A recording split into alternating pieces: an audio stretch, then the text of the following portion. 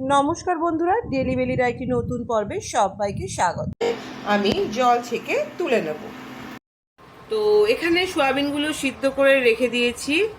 এইখানে বড় সাইজের 3টে পেঁয়াজ কুচি নিয়েছি। এইবারে পেঁয়াজটা দিয়ে দেব। মশলা বাটাবাটির কিন্তু একদমই ঝামেলা নেই এই রান্নাটাতে।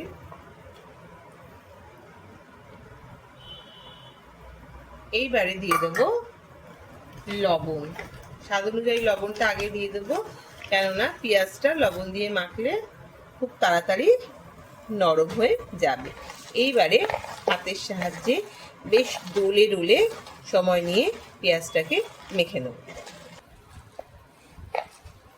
দেখুন পেঁয়াজ থেকে রস বেরিয়ে গেছে। যত ভালোভাবে মাখা যাবে এই রান্নার স্বাদ কিন্তু ততটাই ভালো আসবে।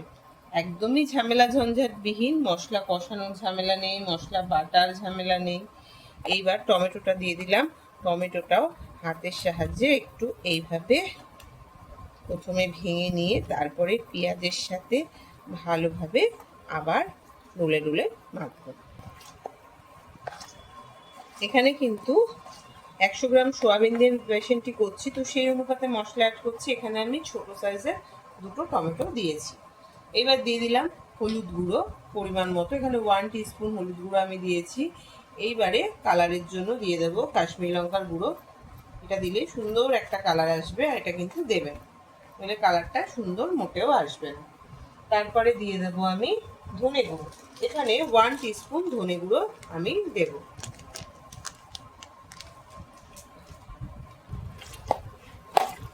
আবার এটাকে ডলে আমি মেখে নেব।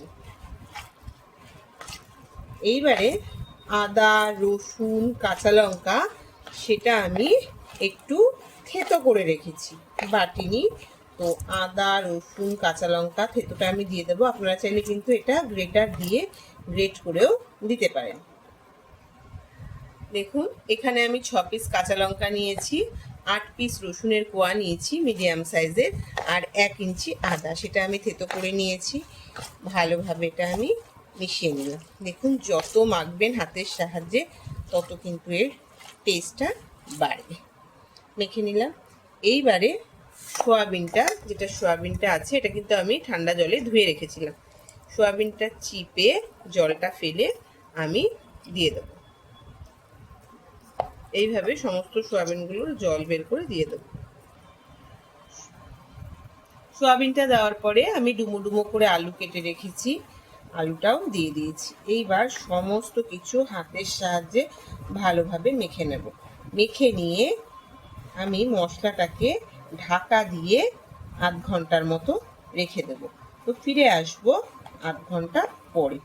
এই টাইমের মধ্যে মশলাগুলো আরেকটু মজে যাবে, আর সমস্ত ফ্লেভারগুলো সয়াবিন আর আলুর মধ্যে কিন্তু চলে যাবে। তো সেই জন্য এটা ভালোভাবে আমি মেখে নিয়ে, আর সয়াবিন দেওয়ার পর কিন্তু খুব বেশি ডলবেন না, তাতে সয়াবিনগুলো ভেঙে যাবে। ভালোভাবে মেখে নিলাম জাস্ট আলগা আলগা করে। এইবার এটা আমি ঢাকা দিয়ে 8 ঘন্টা রেখে দেবো। তো 8 ঘন্টা হয়ে গেছে। এবার কড়াইতে 4 টেবিল স্পুন সর্ষের তেল ভালোভাবে গরম করে নিয়েছি। এইবার ম্যারিনেটেড সয়াবিনটা আমি দিয়ে দেবো।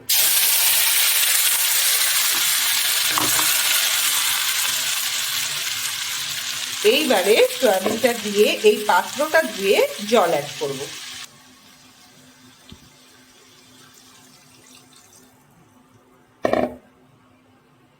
জল দিয়ে একদম লো হিটে ঢাকা দিয়ে এটা আমি 20 মিনিটের মতো রান্না করব।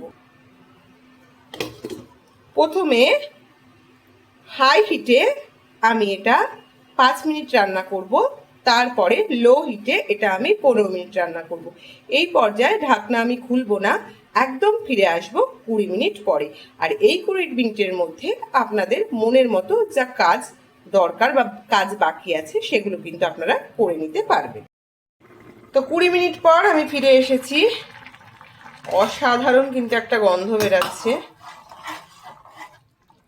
দেখি আলুটা, দেখুন সিদ্ধ হয়ে গেছে। এই পর্যায়ে লবণটা একটু চেক করে নেবেন। এইবার দিয়ে দেব স্বাদ অনুযায়ী চিনি। চিনিটা দিয়ে দিলাম জাস্ট টেস্টটা ব্যালেন্স করার জন্য। আর দিয়ে দেব গরম মশলার গুঁড়ো। এই প্রিপারেশনটি কিন্তু গরম ভাত, রুটি, পরোটা সব কিছুর সাথেই অসাধারণ লাগে। আর দেখবেন মশলা কষানোর বা বাটার কোনো ঝামেলা নেই, একদম ঝামেলা ঝঞ্ঝাটবিহীন একটি রান্না। যেদিনকে কিছু করতে ইচ্ছা করবে না, একটু ফাঁকিবাজি দিতে ইচ্ছা করবে, তো সেদিনকে কিন্তু এই ফাঁকিবাজি সয়াবিন কারিটা অবশ্যই ট্রাই করবেন। অসাধারণ টেস্ট হয়, অসাধারণ। এইবারে আমি ঢাকা দিয়ে আরও লো হিটে 5 মিনিট রান্না করে নেব। তো 5 মিনিট এটা আমি রান্না করে 10 মিনিট স্ট্যান্ডিং টাইমে রেখে দিয়েছি। এইবার একটু দেখাচ্ছি, দেখুন এটা কিন্তু পুরো রেডি হয়ে গেছে। এইবারে আমি সয়াবিনটাকে বেড়ে নেব।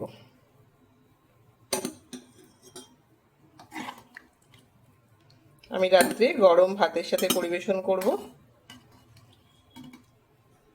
ফাঁকিবাজি সয়াবিন বা হাতে মাখা সয়াবিন কারি। তো ফাইনাল লুকটা দেখতেই পাচ্ছেন।